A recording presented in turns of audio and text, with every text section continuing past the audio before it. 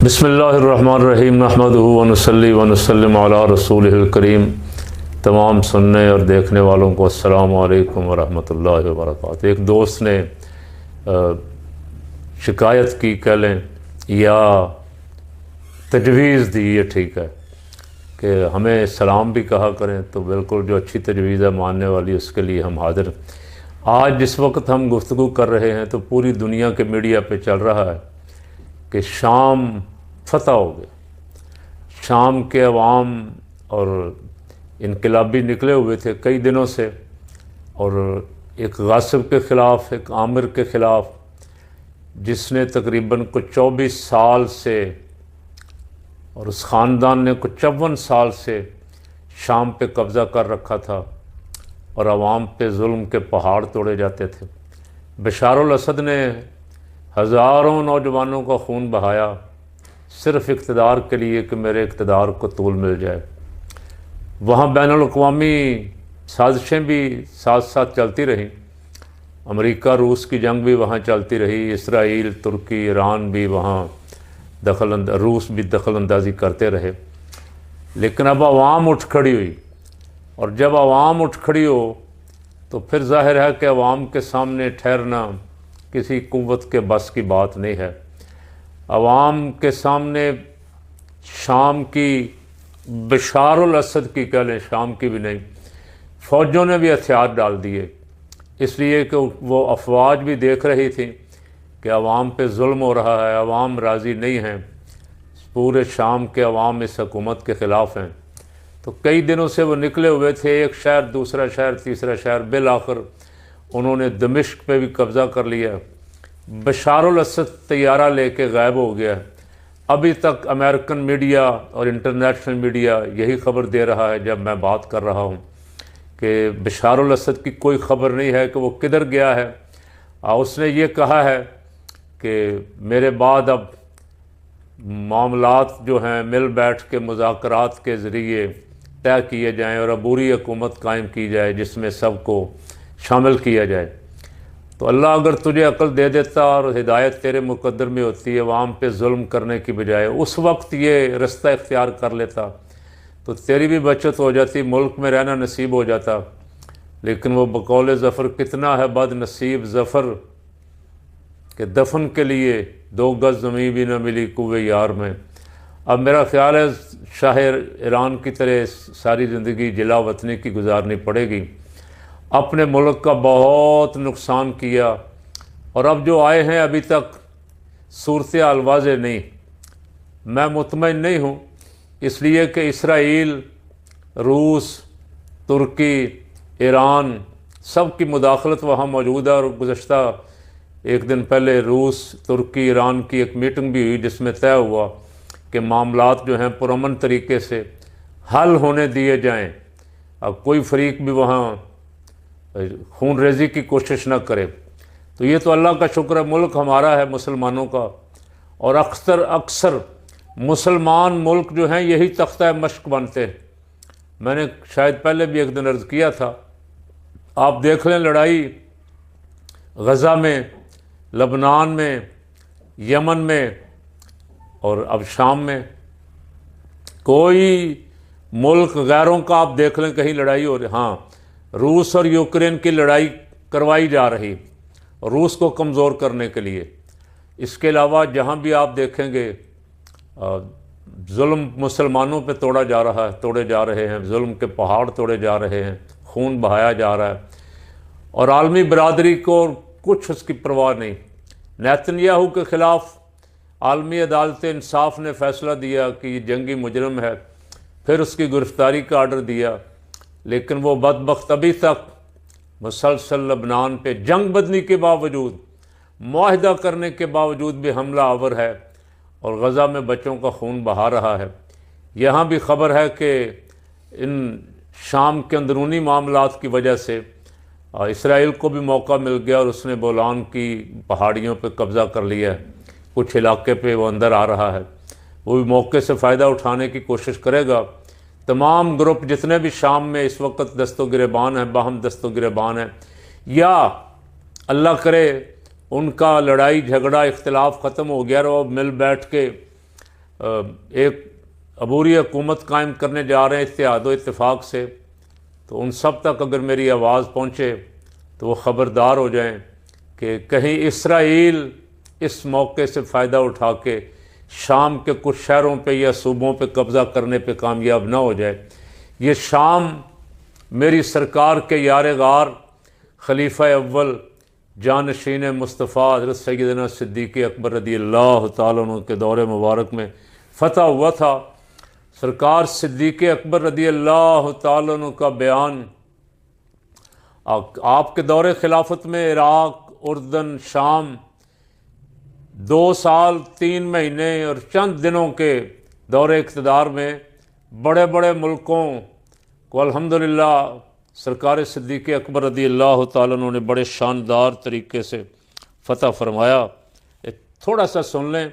یہ کتاب ہے الخلفاء الراشدون محترم پیر محمد افضل قادری صاحب رحمۃ اللہ علیہ کی، اور انہوں نے جو ذکر کیا ہے میں تھوڑا سا اس کا آپ کے گوش گزار کر دیتا ہوں۔ یہ تاریخ کا نچوڑ انہوں نے بہت ساری بڑی کتابوں میں، حدیث کی کتابوں سے، تاریخ کی کتابوں سے یہ سارا نچوڑ جو انہوں نے۔ حضرت خالد بن ولید رضی اللہ تعالیٰ عنہ عراق میں سپر طاقت ایران کے خلاف مصروف جہاد تھے کہ سیدنا صدیق اکبر نے مسجد نبوی میں رومیوں کے خلاف جہاد شام کے بارے میں خطبہ دیا اور 4 اسلامی لشکر ترتیب دیے۔ حضرت ابو عبیدہ بن جراح رضی اللہ تعالیٰ عنہ کی قیادت میں رومیوں کے دارالحکومت حمص کی طرف، حضرت عمر بن عاص رضی اللہ تعالیٰ عنہ کی قیادت میں فلسطین کی طرف، حضرت یزید بن حضرت ابو سفیان رضی اللہ تعالیٰ عنہ کی قیادت میں دمشق کی طرف، حضرت شرجیل بن حسنہ رضی اللہ تعالیٰ عنہ کی قیادت میں اردن کی طرف، یہ 4 لشکر روانہ فرمائے اور حکم دیا کہ اگر حضرت ابو عبیدہ رضی اللہ تعالیٰ عنہ موجود ہوں تو وہ سپہ سالار اعظم ہوں گے۔ ادھر قیصر روم جو کہ حمص میں موجود تھا، اس نے بھی اسلامی لشکروں سے کئی گنا زیادہ 4 بڑے لشکر تیار کیے جن کی تعداد 2,40,000 تھی۔ یہ میں نے ایک اقتباس صرف آپ کے گوش گزار کیا ہے۔ فتح دمشق، شام کا دارالحکومت۔ جنگ اجنادین کے بعد مرجع السفر کے نام سے ایک جنگ ہوئی جس میں رومیوں کو ایک بار پھر شکست ہوئی۔ اس کے بعد مسلمانوں نے دمشق کا محاصرہ کر لیا۔ دمشق کے حاکم نے اپنے ساتھیوں سے مسلمانوں کی سیرت کے بارے میں پوچھا تو انہوں نے کہا ہؤلاء رہبان باللیل واسود بالنہار، یہ لوگ رات کو عبادت میں گزارتے ہیں اور دن میں شیروں کی طرح مقابلہ کرتے ہیں۔ یہ لوگ امانت دار ہیں، جو غنیمت ملے تھوڑی ہو یا زیادہ وہ اپنے سربراہ کے پاس لاتے ہیں۔ تو حاکم دمشق نے کہا ما لنا بہؤلاء طاقۃ ولا لنا فی قتالہم خیر، ہم میں ایسے لوگوں کا مقابلہ کرنے کی طاقت ہی نہیں ہے اور ان کے ساتھ لڑائی میں کوئی بھلائی نہیں ہے۔ جو ایسے لوگ ہیں کہ حضرت خالد بن ولید نے عراق میں اپنے مد مقابل ہرمز کو 1,20,000 کا وہ لشکر لے کے آیا تھا، اسے خط لکھا فاسلموا تسلموا وإلا فادوا الجزیۃ وإلا فقد جئتكم بقوم يحبون الموت كما تحبون الحیات، اسلام لے آؤ تمہیں سلامتی ملے گی، وگرنہ جزیہ دو اور ہمارے تابع قانون ہو کر رہو، وگرنہ میں تمہارے پاس ایسی قوم لے کر آیا ہوں جو شہادت فی سبیل اللہ کو اتنا پسند کرتی ہے جیسا تم دنیا کی زندگی کو پسند کرتے ہو۔ آپ اندازہ لگا لیں کہ جب جذبات مجاہدوں کے اور اسلامی لشکر کے اس بلندی پر ہوں تو کون ان کے سامنے ٹھہر سکتا ہے؟ لاکھوں کا لشکر ڈھیر ہو گیا، اور یہاں دمشق والے نے تو کہہ دیا کہ ہم ان کے ساتھ لڑ ہی نہیں سکتے۔ پھر اس نے بغیر لڑائی کے شہر مسلمانوں کے حوالے کر دیا، اور اسی روز جس روز دمشق مسلمانوں کے حوالے کیا گیا، اسی روز مدینہ منورہ سے حضرت سرکار صدیق اکبر رضی اللہ تعالیٰ عنہ کے وصال مبارک کی خبر آ گئی کہ آپ وصال فرما گئے ہیں۔ الغرض دور فاروقی، دور عثمانی میں جو حیرت ناک فتوحات ہوئیں، ان فتوحات کی بنیادیں رکھنے والی ہستی خلیفہ رسول یار غار مصطفیٰ سیدنا صدیق اکبر رضی اللہ تعالی عنہ تھے، جزاہ اللہ تعالی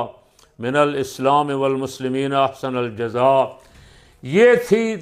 دمشق کی فتح، کس کے ہاتھوں ہوئی؟ حضرت خالد بن ولید اور جلیل القدر صحابہ کرام، اور پیچھے آرڈر اور ساری حکمت عملی سرکار سیدنا صدیق اکبر رضی اللہ تعالیٰ عنہ کی، دور خلافت صدیق اکبر کا فتوحات کا آغاز کر دیا۔ پھر سیدنا فاروق اعظم رضی اللہ تعالیٰ عنہ نے اپنے دور مبارک میں، ان کا دور مبارک 10 سال پہ محیط تھا، دھجیاں اڑا کے رکھ دی۔ آج وہ شام پھر مدت بعد وہاں شورش برپا ہے، وہاں حالات خراب ہیں، اور جو وہاں عامر اور ڈکٹیٹر بیٹھا ہوا تھا۔ شام بھی ان ملکوں میں سے ہے جن کے لیے میرے پاک آقا مولا صلی اللہ علیہ وسلم محبوب خدا نے دعا کی، اللہم بارک لنا فی شامنا، اللہم بارک لنا فی یمننا، یا اللہ ہمارے لیے شام میں برکت عطا فرما، یمن میں برکت عطا فرما۔ وہ شام جہاں حضرت بلال حبشی کا مزار پاک ہے، اور جلیل القدر صحابہ کرام اور اہل بیت اطہار رضوان اللہ علیہم اجمعین کے مزار مبارک ہیں، جن کی 54 سالہ گزشتہ حکومت جو ہے ڈکٹیٹر کی، عامر کی، ایک بدبخت کی، وہ ان کی بے حرمتی بھی کرتی رہی، مزارات کی، مقامات مقدسہ کی۔ اللہ نے آج قوم کو اس سے اگر نجات عطا فرمائی ہے، اس ڈکٹیٹر اور عامر سے، تو دعا کریں کہ وہاں کو حالات ایسے ہو جائیں، ایسی عبوری حکومت بنے جس میں عوام کے نمائندے شامل ہوں، اور جو مل جل کے اس شام کو، وہ شام مرکز تھا اسلام کا، سیدنا امیر معاویہ رضی اللہ تعالیٰ عنہ نے 40 سال، وہ 20 سال خلافت کے دور میں گورنری کے، اور 20 سال بعد جب حضرت امام حسن رضی اللہ تعالیٰ عنہ ان کے حق میں خلافت سے دستبردار ہو گئے، وہ حکومت فرمائی، اور 25 لاکھ 30-35 لاکھ مربع میل سے 67 لاکھ مربع میل تک اسلام کی سرحدوں کو وسعت عطا فرما دی۔ دعا کریں اللہ اس شام کے لیے بہتری فرمائے، اچھی حکومت آ جائے، اور وہ حکومت اپنی سرحدوں پہ نظر رکھے، کوئی دشمن، کوئی غیر وہاں گھسنے نہ پائے اور ہمارے کسی حصے پہ قبضہ نہ کرنے پائے، اور باقی ممالک اسلامیہ جو ہیں وہ مل کے وہاں جو نقصان ہوا ہے، توڑ پھوڑ ہوئی ہے، تباہی ہوئی ہے، آگ لگائی گئی ہے، اس نقصان کا مل جل کے ازالہ کریں اور ان کی مدد کریں، اور اللہ اس حکومت کو مستحکم فرمائے اگر وہ عوام کی حکومت ہے۔ اگر کوئی سازشیں ہو رہی ہیں تو اللہ ان کو ان سازشوں سے نجات عطا فرما دے۔